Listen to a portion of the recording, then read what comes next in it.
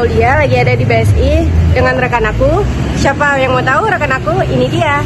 Halo guys, aku Anira Auni. Jadi kami di BSI akan melakukan podcast ataupun bincang-bincang dengan staf-staf yang ada di sini. Ikuti ya. Bye-bye.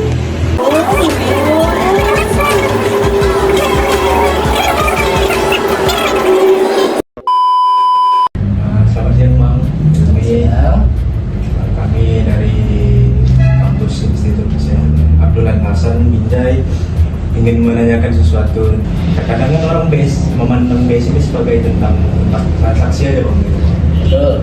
Mungkin kita akan menanyakan lah bagaimana sejarah-sejarahnya, tentang apa perbedaan-perbedaan dengan bank lain gitu, tentang sejarahnya, apa visi misinya gitu. Mungkin di sini saya akan menanyakan satu Bang. Nanti akan dilanjutkan oleh Bang. Boleh.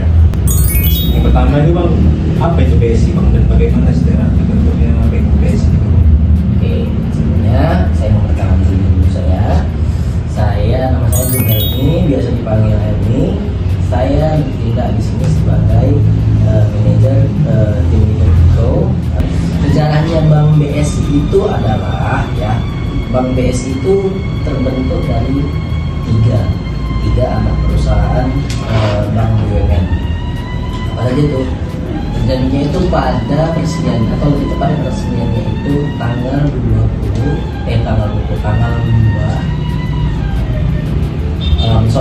1 bulan 2 itu tahun 2021 ya, 1 Februari 2021 yang diresmikan oleh langsung Presiden kita pada saat itu Pak Joko Widodo di Istana Negara. Nah, BSI sendiri itu terdiri dari penggabungan atau mergernya 3 bank anak perusahaan BUMN.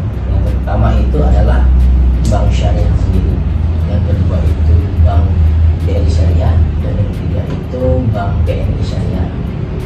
Nah, jadi pada saat tanggal 1 Februari 2021 ketiga bank tadi itu digabung, di merger jadi satu, lahirlah nama BSI, Bank Syariah di Indonesia. Tuh untuk sejarah terlahirnya Bank BSI tadi. Pertanyaan dari saya Bang, apa aja Bang visi dan misi utama dari BSI dalam menjalankan perbankan syariah? Nah, visi dan misinya itu pertama kalau dari visinya itu ingin mengambil pasar yang tadi itu, pasar daripada perbankan syariah sendiri BSI itu mempunyai target bahwasannya akan tahun 2030 itu ingin menjadi bank syariah terbesar top 5 atau nomor 5 di dunia. Untuk sekarang ini Bank BSI itu menduduki bank syariah terbesar nomor 1 di Indonesia. Bank syariah nomor 1 terbesar di Indonesia. Kutip bukan bank semua bank syariah tapi kalau untuk segmentasi perbankannya Bank BSI ini menduduki ke poin nomor 6 gitu ya. Jadi kalau untuk syariah itu kita nomor 1, untuk di seluruh perbankannya kita nomor 6 gitu. Nah, visinya itu menjadi bank top 5 2030, top 5 bank syariah terbesar di dunia gitu. Masuk kalau di Indonesia sudah gitu. Apakah mobil banking BSI sudah menjangkau seluruh segmen masyarakat? Kalau untuk pertanyaannya tadi dengan bisa pertanyaannya apakah sudah mencakup kalau untuk sekarang belum. Makanya upaya-upaya yang kita lakukan di perbankan syariah ini atau Bank BSI ini kita diperlahan supaya seluruh masyarakat ini akan bisa mencakupnya semua. Tapi kita dalam perjalanan ke sana. Kalau sudah mencakup semua belum, tetapi perlahan sudah gitu Mungkin kalau untuk seluruh belum. Makanya kan kita bagaimana Bang kalau misalnya itu timbul pertanyaan, caranya gimana? Itulah dong. Masyarakat ini kan zamannya sekarang ini adalah era digital. Nah, era digital ini tidak semua orang bisa berperilaku digital. Mungkin under 50 tahun atau under usia 40 tahun ke bawah mungkin masih bisa. Tapi bagaimana dengan orang tua kita yang mungkin yang umurnya di atas 60 tahun?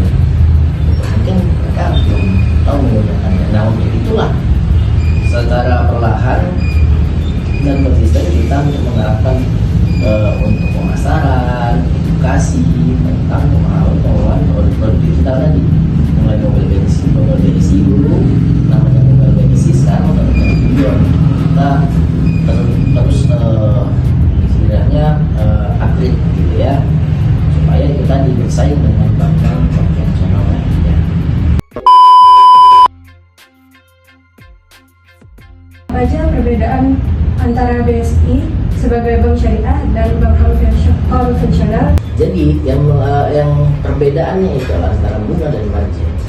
Kalau bunga dia dihasilkan daripada pemberian kredit tadi, gitu ya, memberikan tanpa tahu tujuannya dari tadi itu untuk apa, pembiayaan itu untuk apa.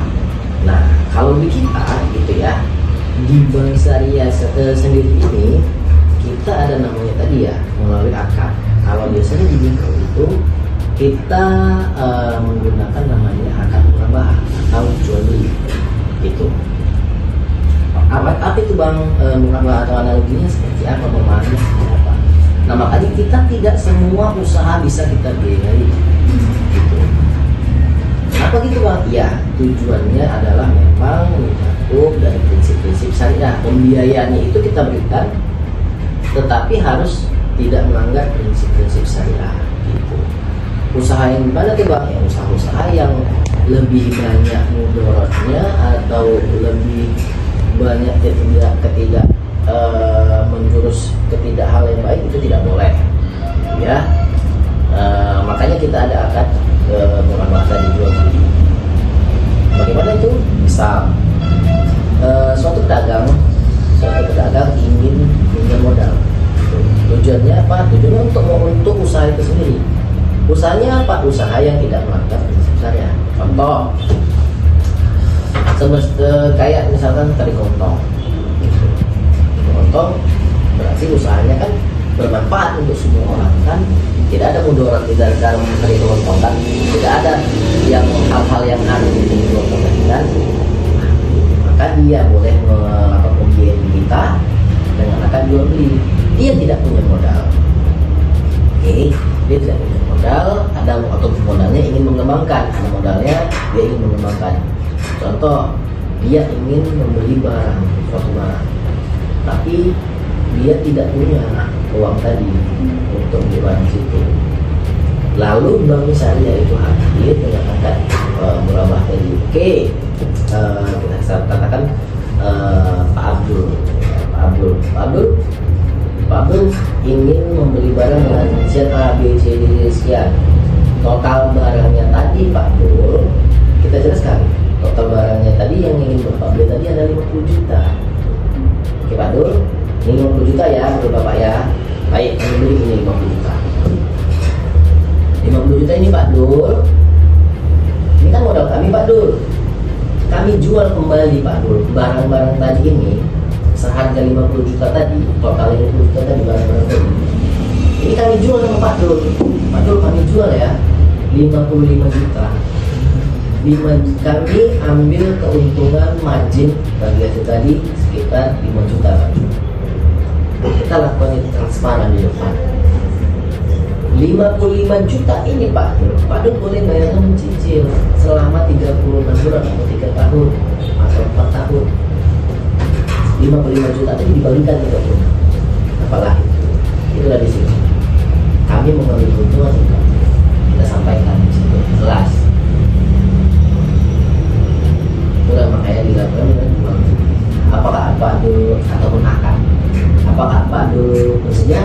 Ya, kalau bersedia silakan kita tanda tangan, kita angkat. Berarti terjadi kesepakatan dua belah pihak. Kalau dia nggak setuju, sekali dia ngambil untungnya 2 juta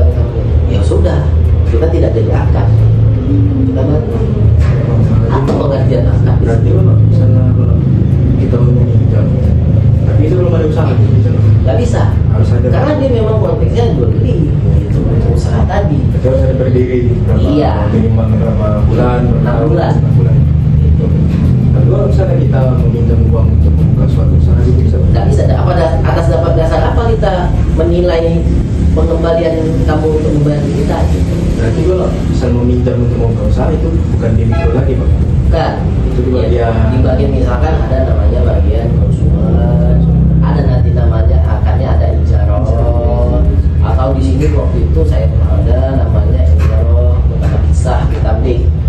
Itu dia seorang pegawai gitu kan yang punya penghasilan, lalu dia itu punya aset juga atas nama dia sendiri.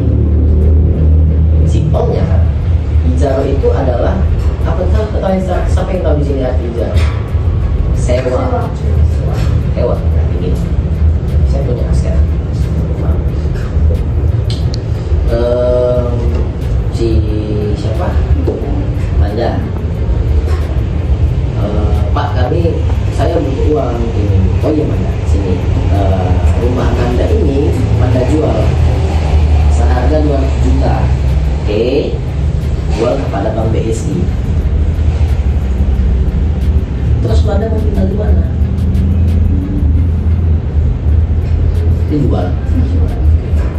Oke Manda, kamu boleh sewa rumah ini selama 3 tahun atau 5 tahun dengan harga sewanya sekian. Dengan harga sewanya sekian selama 5 tahun. Di akhir 5 tahun nanti habis dong sewanya kan, kamu boleh membeli rumah ini tadi harga yang kamu minta 1 rupiah. Secara simpelnya seperti itu. Itulah ijaroh.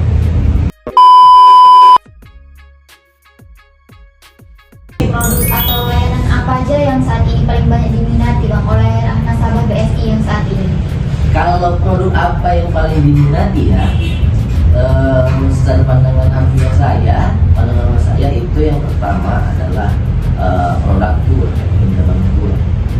Karena di dalam ataupun dalam masa sulit seperti ini, masyarakat lebih membutuhkan modal usaha, menambah usaha. Yang kedua itu ada namanya cicil emas atau cilem. Ya, cicil emas itu apa itu Bang cicil emas? Cicil emas itu adalah investasi yang membutuhkan bukan kita menabung tapi berinvestasi. Ini yang menabung bukan investasi. Kenapa beda Bang? Investasi, namanya investasi itu adalah keuntungan yang meningkat. Sementara menabung hanya malah mengundang ya, kalau perlu sesuatu ya gampang lah. Tapi makanya kita memberikan cicilan emas. Emas itu siapa tahu boleh searching harga emas 5 tahun yang lalu berapa? Harganya masih 800 ribuan. Oke, Pak, sekitar 600 ke 700 harga emas pada saat itu ya, emas antam atau emas logam mulia ya. 918 Tahun bulan April 2020. 900-an. Ya. Oke. Harga sekarang berapa? 9 juta. Oke, 9 juta ya. Kalau Manda atau kalian punya emas atau kalian punya uang 9 juta, kalian simpan sampai sekarang ini, menurut kalian itu suatu kerugian atau gimana? Apakah sama nilainya, nilai uang kalian 9 juta pada saat itu dengan nilai 9 juta sekarang? Kenapa? Tapi kalau pada saat itu kalian belikan emas 10 gram, berapa uang kalian sekarang ini? Kan 2 kali itu Untuk kalian pernah Itu adalah investasi. Investasi emas bukan cara untuk kaya, tapi untuk mempertahankan uang kita dari namanya inflasi. Gitu. Kalau kita yang memang keuangannya itu mungkin ya 20 jutaan gitu ya,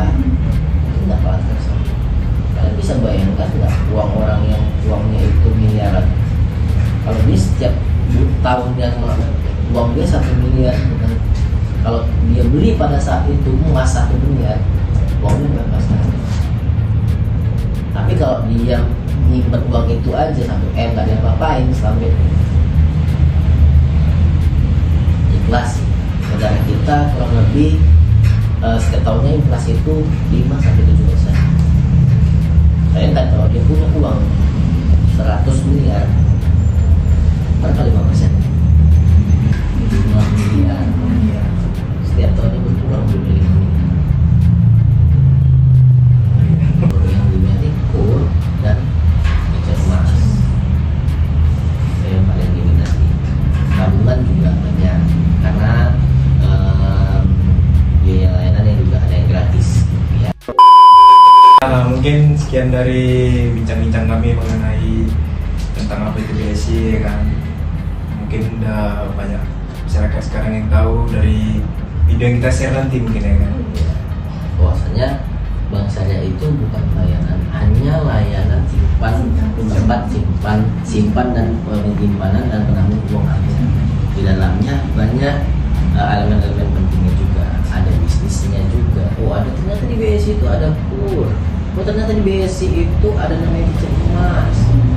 Jadi tidak semata-mata hanya kita datang untuk menabung dan mengambil uang itu saja. Ya, makasih ya Pak. Ya, sama-sama. Jadi itu saja pembicaraan kami hari ini seputar BSI. Semoga kalian suka. Bye-bye. Semoga kalian menikmati